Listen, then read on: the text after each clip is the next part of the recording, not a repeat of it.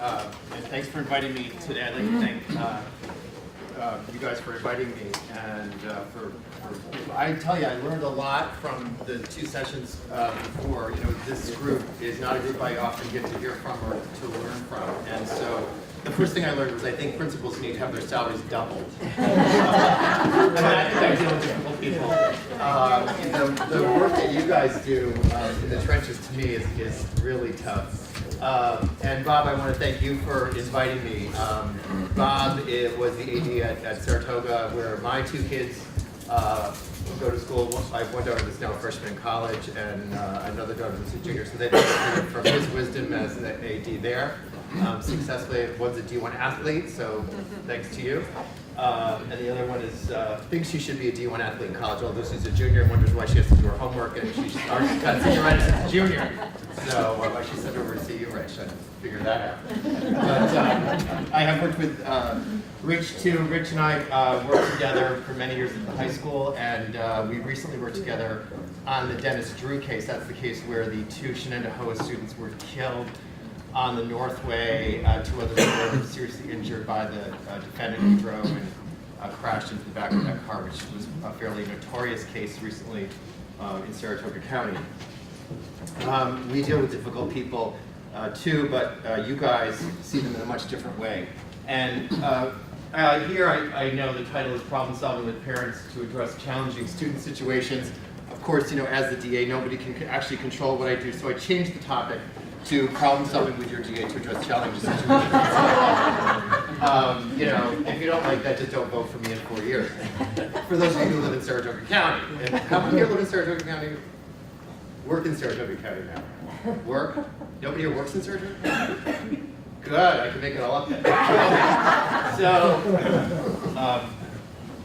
So first of all, I just want to let you know that even though you might feel alone as a principal, and I think that knowing the principals that I work with in Saratoga County, oftentimes they feel like sometimes they're an island and they think, oh my God, you know, there are lots of people in this building, teachers and school psychologists and superintendents and others, but the buck stops here. You're really not alone. And you know, we've heard from Jim Bell this morning, and Rich Giamartino, and now Dean Murphy, that's me.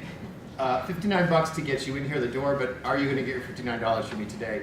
I hope so. And let's let this be a conversation, because I don't often get to talk to you guys, and often you guys don't get to ask the DA of your own county, wherever you work, questions like that conversation we just had about taping conversations. Those are the kind of things that hopefully will be a quick session for you, but invaluable to you in the future.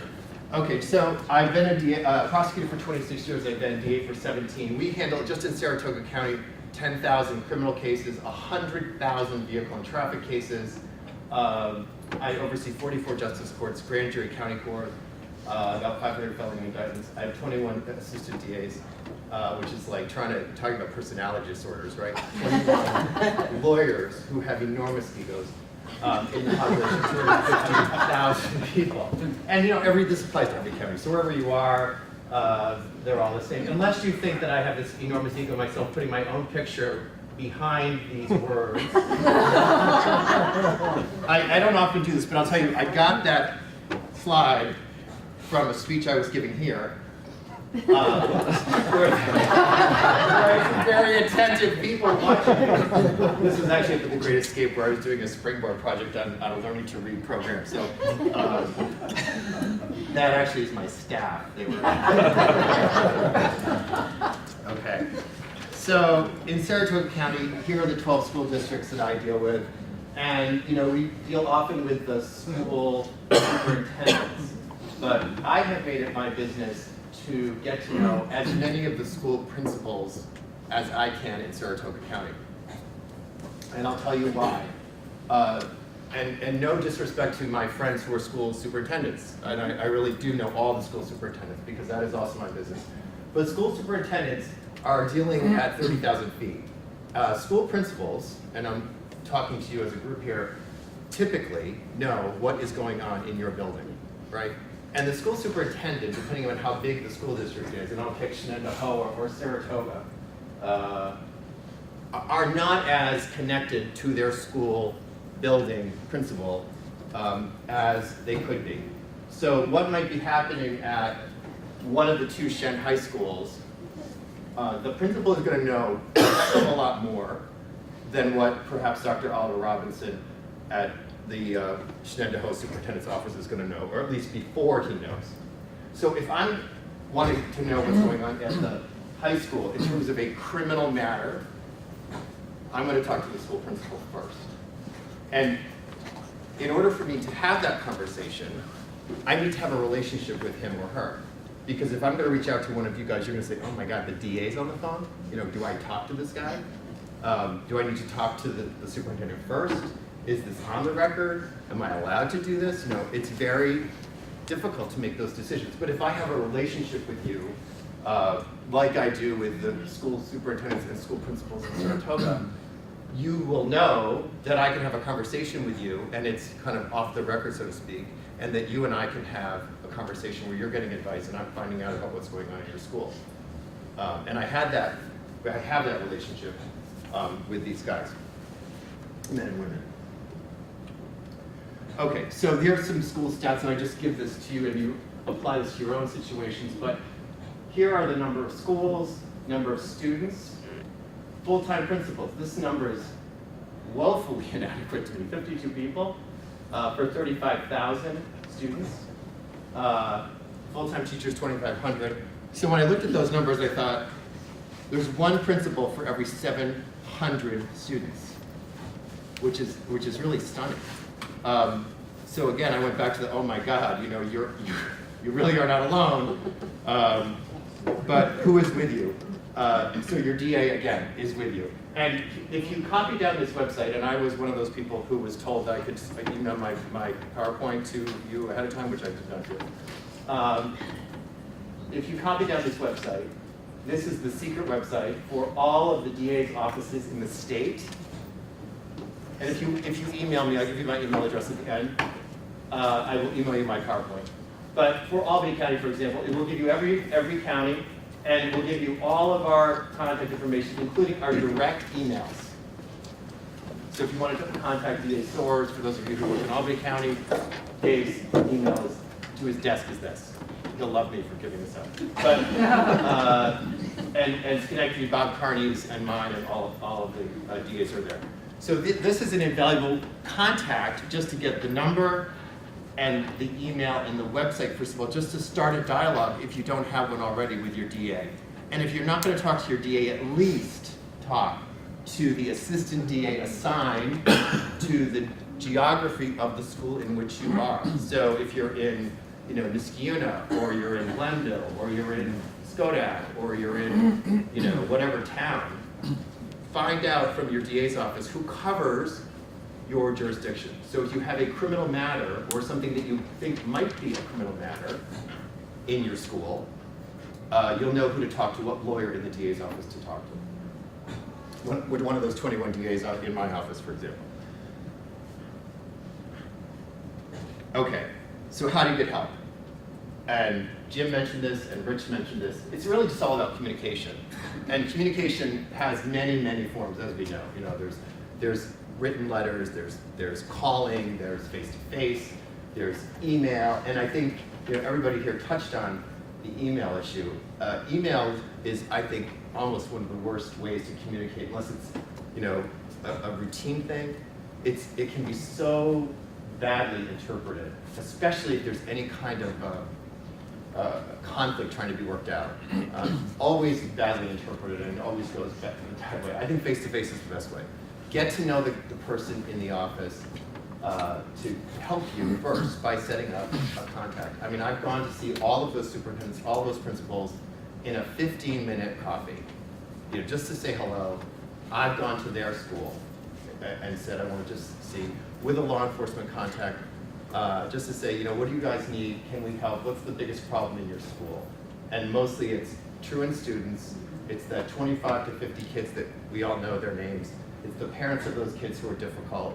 And maybe I'll meet with the school resource officer if you have one. I know we don't have a lot of those left anymore. The state police pulled them out, but maybe local PDs still have them, or at least maybe somebody in your school who acts as a security guard if you have those. So talking is a big piece and do it in person, because I think that's the best way to do it. Okay, so communication we talked about, there's formal and informal policies. You have relationships with people in your building. Talking to yourself is a good way to do it, Rich, is that okay? Good, I do it all the time, you're not alone. The police, the DA is there to help you, and reaching out and connecting with the right people. I will tell you about a program that we have that for a bit lost funding, but we're restoring it, which I think is one of the best ways for you to work with your DA and difficult parents. It's our school truancy initiative. We did it at the Saratoga High School. It started in 2001. It then expanded to 3 or 4 schools, and then it went countywide. And it was without any funding by the school and limited funding by the DA. We first started, I'll tell you how it began.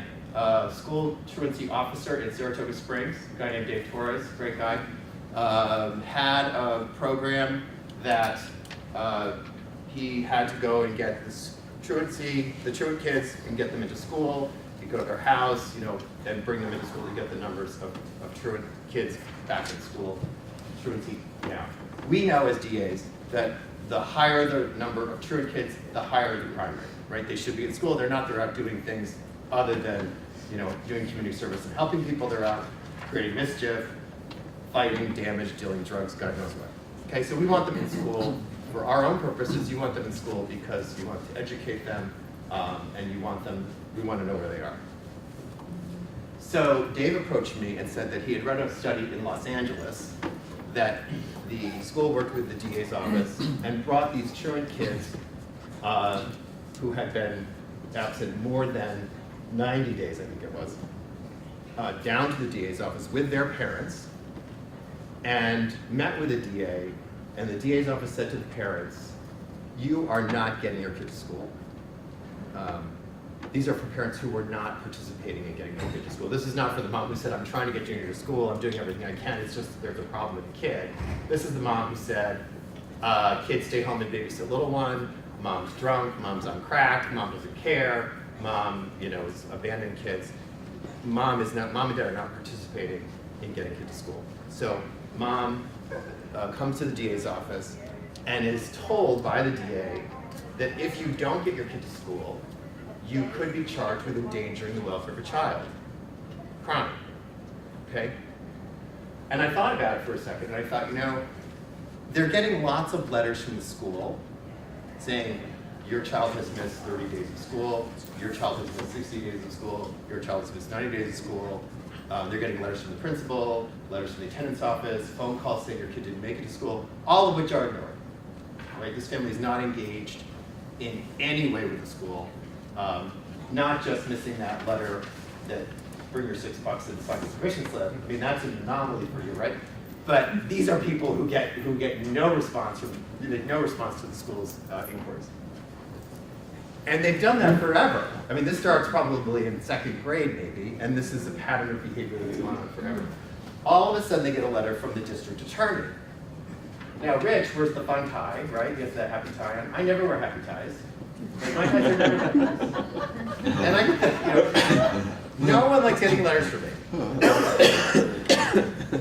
Neither do the parents of truant kids.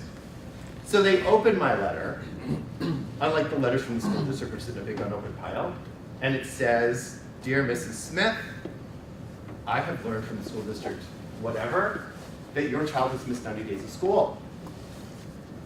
You are invited to come to see me and the law enforcement agent of your choice to come and have a conversation about a possible charge of endangering the welfare of a child." All of a sudden, Mrs. Smith says, "My goodness, the guy without the happy tie wants to see me. I better go in," right? No one ever blew off meeting with him. It's stunning. So they come in, and they're on their best behavior. And I have someone from the school there with me, the truancy officer or the principal's designated person. You guys don't have to come. Social services is there, and my meetings are always big. And we say, listen, we have all of these resources. We've done everything we can do, and yet you still don't get your kid to school. You know, what's the problem? Look at all the help that we're trying to give you. And you can't get the kid on the bus, you can't be bothered to get your kid out of bed, you can't be bothered to find a babysitter, you can't be bothered not to drink in the morning, whatever it is. And if you don't change your behavior next Monday morning at 7:35, the police are going to arrest you for endangered welfare of a child. This is what we do here. And we'll put you in jail. And so all of a sudden it becomes not about the kid going to school, because it's about them being incarcerated. And the kid gets to school, and we saw it. I think school truancy dropped 70% almost immediately in Saratoga County. It was astounding to me, and it cost no money. And I had probably 12 meetings that I attended. The letters were the first thing to change the behavior. And what's it cost? 49 cents for a stamp. So how do you get all the DAs to do this for us? how do I? Yeah. Hey, they'll listen to you, they're your followers. We call them and they do. Well, I will tell you this. What's happened, and I've talked about this program to other groups. I've had other DAs call me and say, what are you doing? For God's sake. I've had this person call me who lives in my county, and they told me that they heard you talk about this program. Can you send me what you're talking about? And they start whining to me about it. And I said, listen, it's nothing. Designate a person to do this. I mean, I have a crime victim specialist that does this.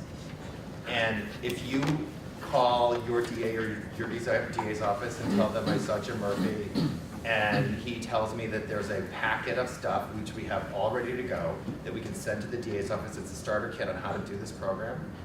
I will send it. What county are you from? Schenectady. So I'll send this to Bob Carney. And I'm sure Bob will love getting it from Yeah, he will. And I see them. We all know each other. We see each other all the time. And he'll swear at me, and he'll find somebody to do it. Yeah. But the problem with your parents, they show up when they find out that we turn them in to, because I know just on CPS calls that we don't call on, somebody else calls on them, they're at my front door wanting to kill me. Does your school send a notification that your child has missed so many days? Yes, all the time. Okay. They will so. So how many, yeah, and so does our school, right? Yeah. So what's your maximum number of days that after? Well, when we hotline them, they won't even take it for an educational neglect anymore. I'm not even talking about that. Do you send a 30-day letter, a 60-day letter? What's your letters? We send it after 10. Okay. We keep sending them. 10, 20, 30, Yeah. you just keep going. Yeah. All right, so you should sit down with your DA and decide after so many days. And I don't get it after, I don't go in after 10 days. Or I'm a last resort. Because Well, remember, can I'm I going wait to charge till you criminal. buffer it with Bob? 'Cause What's that? I'll wait until you buffer it with Bob. All right, but the point is that we're not the first line of defense. Yeah. We're the last line of defense. So after you've tried child protective and family court, none of those things work. I mean, you know that. Yeah, I know. But you have to go through all those things. I mean, I'm being honest here, right? And I love family court. I love all those things, yeah. But the problem is that those guys, they have nothing, they have no meat. They have no incentive. They have no stick. And the parents know it. They Right. say, turn it in. And they throw it in the pile of unopened mail. And this is the conversation I had with our truancy officers. And so I was thinking, what can we do? And I love Benita Zahn, who's Bob's wife, but Liz Bishop, who's on Channel 6, not my favorite person. When I announced this program, when she lives in Saratoga, and I see her all the time, and so she watches this. It's all true. When I announced this program, Liz Bishop says, D.A. Murphy, new program, wants to put moms in jail. Stay tuned, right? Great for me. I run for election. Yeah, I want to put moms in jail. So I want to put moms in jail who don't get their kids to school. Those are the crack moms, the drunk moms, the moms who don't care, the apathetic moms, and there's rarely a dad in the picture anyway. So you have to talk about what the program is involved. And then what I found was when these kids started going to school, one kid didn't go to school because he didn't have glasses and he couldn't see, and mom couldn't be bothered with taking him to an optometrist. We got him to an optometrist, got him glasses, and all of a sudden he became, a decent student. So it's sometimes crazy stuff. I would love to have this Christianity. I mean, we have such a significant problems with truancy. And those are the kids, those are the parents who are typically giving you guys a hard time. Oh, they know, I question myself, these parents can't read, but they know every rule out there and how to break them without going that extra step. So what you're doing is you're taking them out of their comfort zone, which is, I know the rules, I know you what you can do and can't do, I'm gonna threaten you, and you can't do anything about it. I can take you and I'm gonna go to your superintendent. But all of a sudden you throw them into this new world, which is the DA police world. And let's face it, I mean, this is not a world they want to be in. It's all of a sudden about them going to jail, possibly, or having to go to court and get a lawyer. It's all different. And I know that. And so some say it's coercive and threatening. I mean, I use those words. It's neither. It's neither coercive or threatening. It's actually, they are endangering the welfare of their child. They're not getting their child to school. We have mandatory education until 16, right? This is what the law says. Let's do it. So that's my position anyway. Now, DAs can interpret that differently. Some DAs don't want to do this. Some DAs do. The DA in Broome County, which is where Binghamton is, Jerry Mallon down there, he started the same program in his county. So it depends upon the DA. But it works, and it has worked, and we established it now in all 12 school districts. So just an idea. The time that you want to meet your DA is before this. Okay, before this happens. Before they show up at your school with the camera, because you all know that anything that happens in your school involving kids and fill in the blank is perfect for the TV cameras, right? They roll in the vans and the trucks and the boom things go up with the big satellites, and they're broadcasting live from your school about some crisis. Drugs in the school, sex in the school, assault at the school, whatever it is in the school is media, news, and crisis. And then the school goes into this crazy lockdown mode, nobody knows what to do. Okay, and I get that. Because one, you're not used to dealing with media. Two, it's privacy. Three, it's all about kids. And four, you're focusing on some internal issue, and you don't really have time for these guys. And can you speak to the media or not? There's district policies about that. Is the superintendent going to do it? The superintendent has to talk to the school district attorney. And there's a lot of other stuff going on. So it's best to have a relationship with your police agency and your DA and have a plan before this happens. Because it just makes sense to do that. So we'll talk about a couple cases. Real cases. We had a case in Saratoga County where on a Friday afternoon, kid comes home from school, and this is an elementary school kid, kindergarten, reports that teacher is sexually abusing kid, not those words, but mom calls the principal of the elementary school. Oh, I'm sorry, it's Friday morning. Sorry, Friday morning. Principal is busy. Now, when I say busy, I mean like, as Jim said, busy. You know, craziness going on. It's, you know, police are there for other reasons. CPS is there on other cases. Plus, principal isn't quite sure. You know, mom tells this story. Teacher's a good teacher. Everybody loves this teacher. This is strange behavior to hear about this teacher. I don't know. And then the day goes, right? And as well-intended as we can be about worrying about this situation, and I'm not giving an excuse for this principal, but the day goes by. And you can say what you want about it, but it happens, right? The day ends, nothing happens. Teacher's thinking about it. Not sure if mom is credible, not sure if kid is credible. That night, mom is getting nervous, nothing's happened. Mom's related to, distantly, a cop. Mom calls the cop Friday night. Cop says, this is outrageous. I can't believe it. Principal's an idiot. You know, all those things that cops say. They know everything. I deal with them. I'm surprised they're not here. There's free food. Oh no, I say this to cops. And when I have meetings with cops and do training, If I don't have free food, they don't come. No call to the district office, no call to the cops. Okay, so what happens is, the next day, this happens, police are contacted in the jurisdiction. So the brother-in-law cop, I guess he calls the police in the jurisdiction, which the school is, who then go and take a statement from mom and the kid. And the kid's very small, very little, 5 or 6, but they try to take a statement as best they can, okay? Kids interviewed.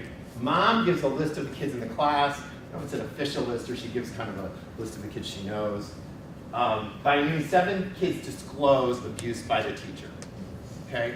Now, we, as cynical as I am, right, think, okay, how is this, this is interesting, 7 kids, but they're all being talked to individually at their home, which is different than together.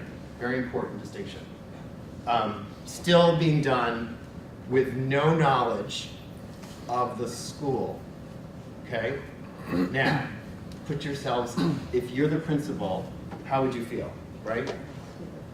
No relationship, at this point, no relationship with the office. I didn't know this principal. There was no contact with me. I didn't know this person. I didn't know if I could talk to this person or not. I didn't know if this person was a close personal friend of the teacher. I didn't know why he or she didn't call law enforcement. Maybe it was his or her best friend. Could it have thwarted the investigation? Would he or she have tipped off the teacher? I don't know. I have to be careful. Okay? Teacher's contacted by law enforcement on Saturday. Teacher denies. Teacher's given Miranda warnings. Ultimately, teacher confesses, gives a 15-page statement confessing to the abuse of the students. 7 kids, I think there were 7 or 8. Teachers arrested Saturday night. That's when the school finds out. Okay, that's bad. That's bad. That's a technical term for bad. All right? So I called the superintendent and I said, I got some bad news. This is what happened here, okay? And of course, media craziness, right? We don't do a press release on that. We don't have to, okay? All you need are 3 parents who know this, and the entire world knows this, right? I mean, there is no worse place than a school for gossip. I think maybe a courtroom is the only worst place, but same thing. So ultimately, the safety of the kids in the classroom was a primary focus, which it should be, right? And law enforcement took over and did the right thing. But this could have been better relative to school administration and the DA, or school administration and law enforcement. So it kind of got away from the school, but had there been a relationship established, we would have brought the school in right away. And we didn't have that. And let me just talk about Miranda as an aside. We all watch how many people watch those shows like CSI, Law and Order, CIS, all those great shows? They're all a total lie, right? They're all not true. Okay, first of all, those people are all beautiful people, right? They all have very expensive suits. We're homely looking people. We don't and my suit is cheap. But and everything happens in like 43 minutes, right? Well, our things take like months. But right, for me to get a DNA sample, it takes 4 months. No one would watch that show. And we give you the answer in 4 months. Who would turn back into that? But anyway, Miranda only is required when 2 things happen: when there's custodial interrogation, when the person's in custody, not free to leave, and they're being questioned. Okay, so on TV, everybody's Mirandized. You have a right to remain silent. Anything that you say can be used against you in a court of law. You have attorney, blah blah blah. Everybody's Mirandized on TV. Hardly anybody is really Mirandized in real life, because either you're not free, either you are free to leave, meaning we're not going to arrest you or keep you here, and we're just asking you questions, or you're under arrest, and we don't need to ask you anything. So if in the middle of the night, the man is coming out of the window of the school, carrying, a flat screen TV, the police arrest him for stealing the TV, they're not gonna say to him, excuse me, sir, why are you carrying that flat screen TV out of the school in the middle of the night? They know he's stealing it, right? They got that. They got that. So he's not free to leave, he's under arrest. No questions, no Miranda, okay? So you have to have both those things.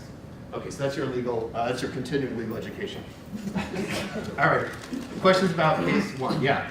Just never being in that situation, could you go through the process of what the correct steps would have been or should have been? Yeah, we're gonna do that next. Perfect. Okay, so just on that, teachers that are driving for felonies, teachers now in prison. For a long time. 18 years, I think.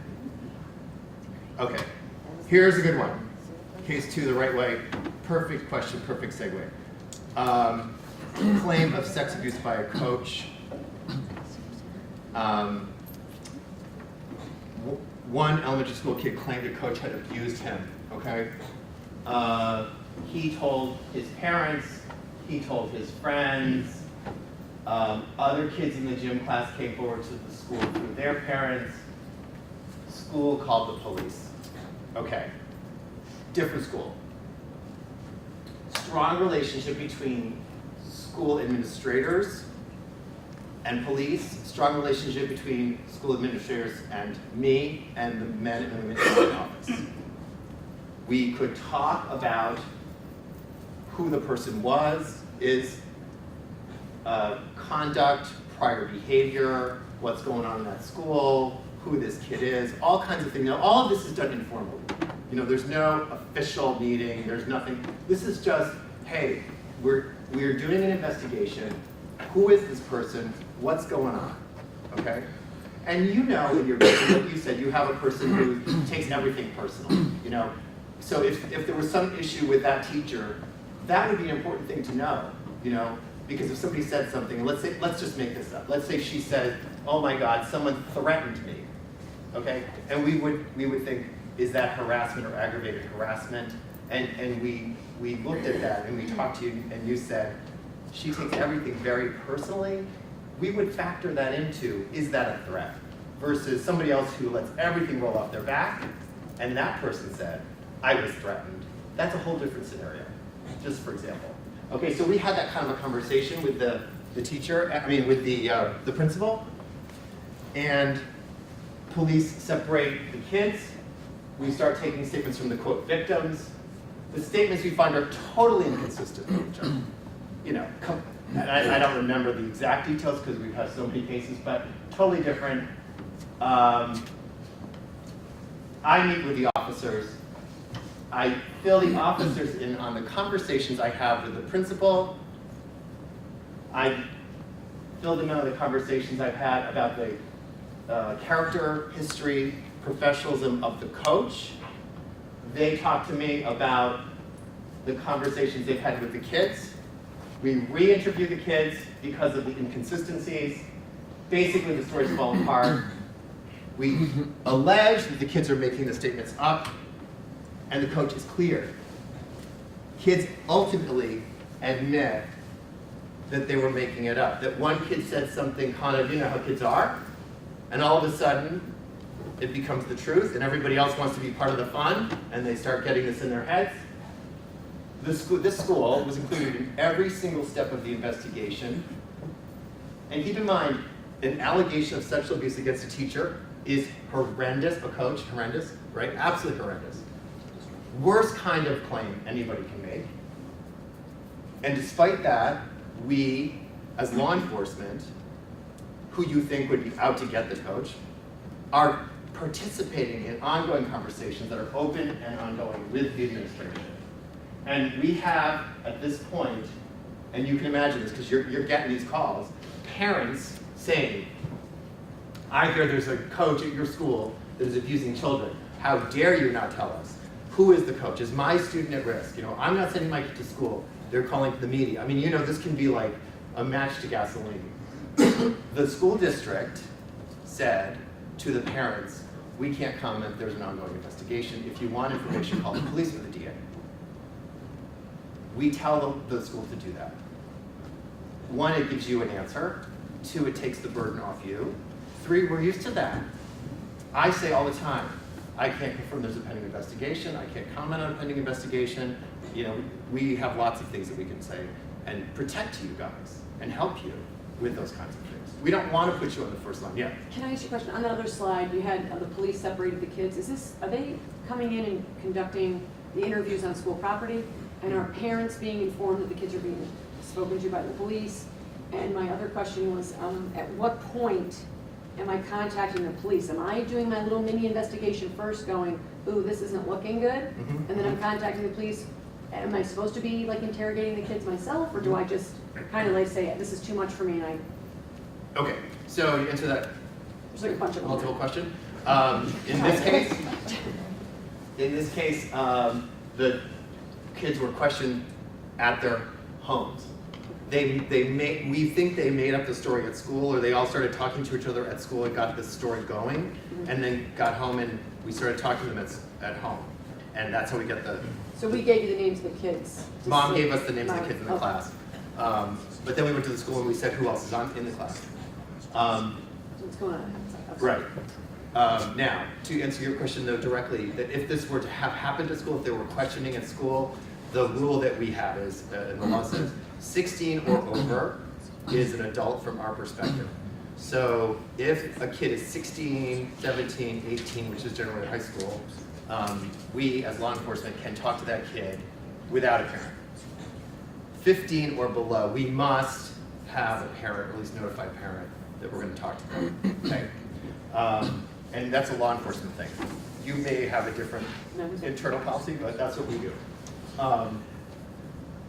Should you or do we want you to do your own investigation? The answer would be no, Yeah. because then you become a witness.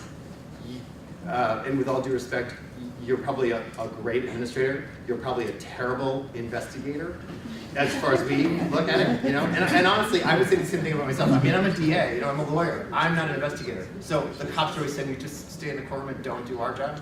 And I say, I brought the donuts, just go eat and be quiet. So, you know, I have to do that with them. Because talking about egos, I mean, this is what they do. They do investigations. And I don't tell them how to do their job. So I say, here's the scenario, Principal X called me, go investigate. And when they come back and they tell me X, Y, Z, I said, well, how come you didn't do A, B, C? Go. And then they come back with more or less, whatever. So I would say no. Don't do it. Just call the police. And if you have that relationship with your police or your DA, you can trust that, you know, they're not going to call the media and say, oh, you know, at whatever school there's this investigation going on, and you know, you're not getting the match to gasoline situation. I can just, the gentleman over at the high school, because we have in Albany, retired police officer, who's the director of security. You have one too over in Schenectady. I can't remember his name right now, but you can utilize him because we've used him before. At the high school security? Yep. Yeah, Talk to Mike. Diane. Mike. Yep, Mike, yep, because he's helped us out before with that. Yeah, do you have a resource officer or a school security person? Thanks for telling me. Yeah. I used to be a principal in Saratoga County, and that was a hard lesson that I learned about. What school were you at? At Galway. Okay. But, you know, and I worked, in the majority of my time there, I worked very closely with the BCI out of Wilton, Yep. at the state police. I got so that I knew 4 out of 5 guys on the phone tree, and you know, that was not by design, but that relationship really helped, and what they coached me and eventually convinced me of was, it's really not good if I try to do, I need to call them as soon as I know, Right. or as soon as I suspect that there may be something criminal going on. And it was a lot easier when I had the assurances from them, which I think came from the relationship that we built, that they would communicate with me.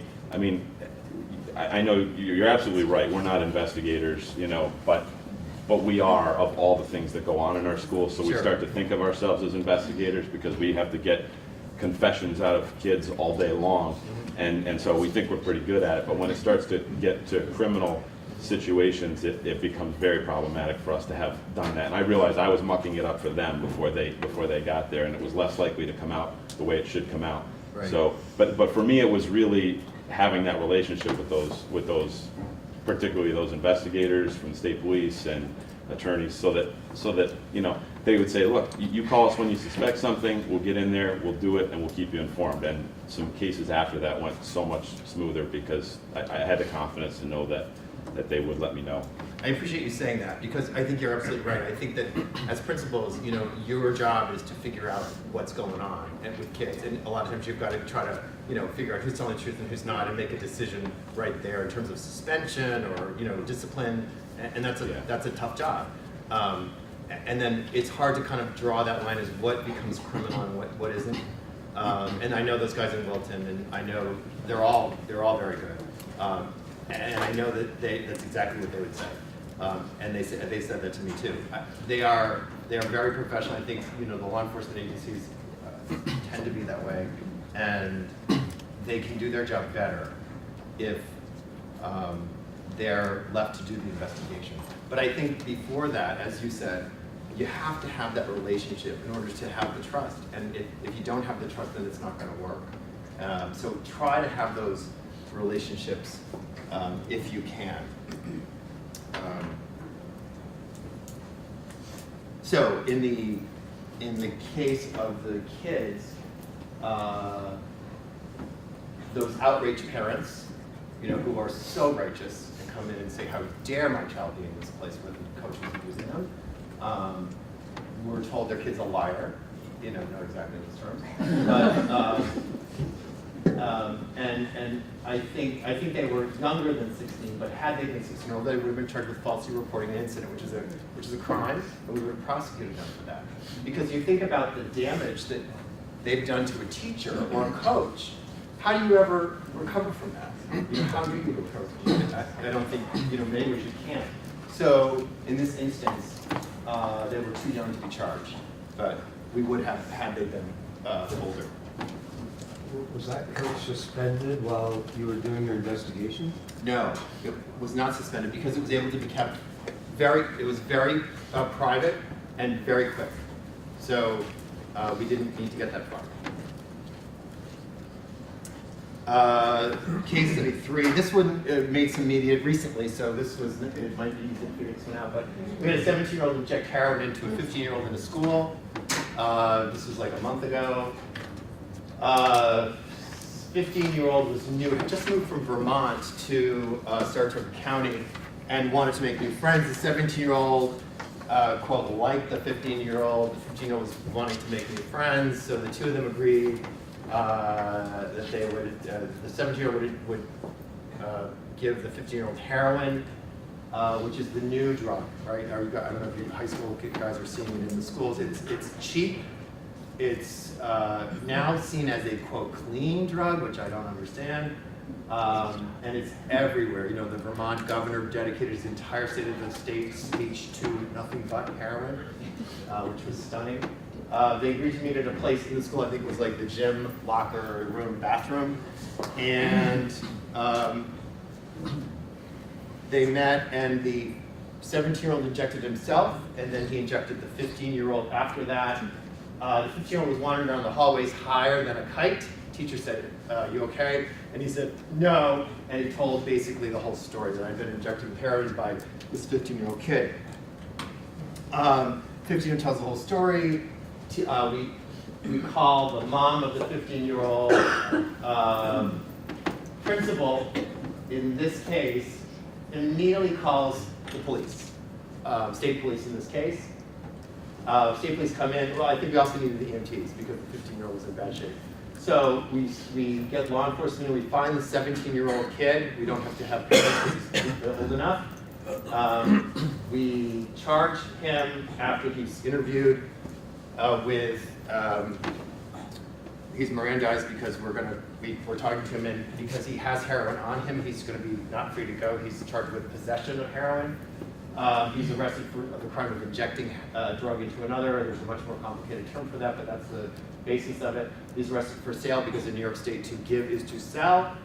And he's removed from school and charged with a felony in court. So in that case, again, that relationship between the school principal and the police was invaluable. They had the relationship, they came in, and in this case, the thing that actually happened was, because the police and the principal had such a good relationship, the superintendent didn't know anything about it until the arraignment, and heard about it through the media who covered the arraignment.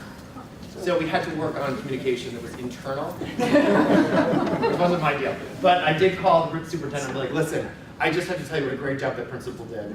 I just want to let you know it was wonderful, and don't go so hard on them.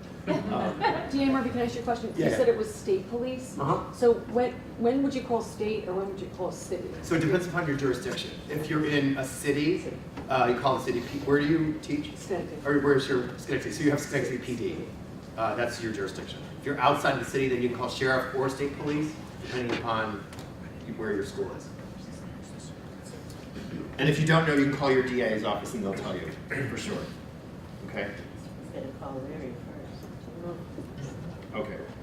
So we did, in that case, ultimately a joint press conference with law enforcement. That's when the superintendent joined us.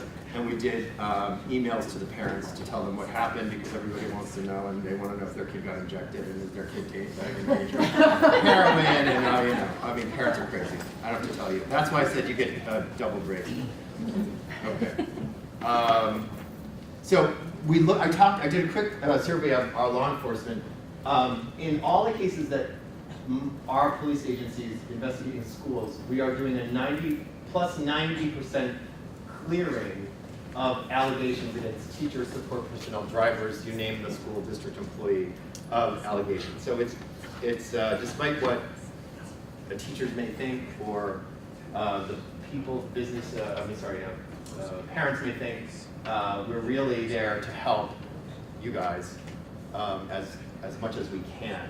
And again, those relationships are so vital in terms of we're out there. It's good to have us in. It's hard for you guys to do your own criminal investigation. The perception's bad. You're gonna lose the PR war on that. Contact CPS, turn it over to law enforcement immediately.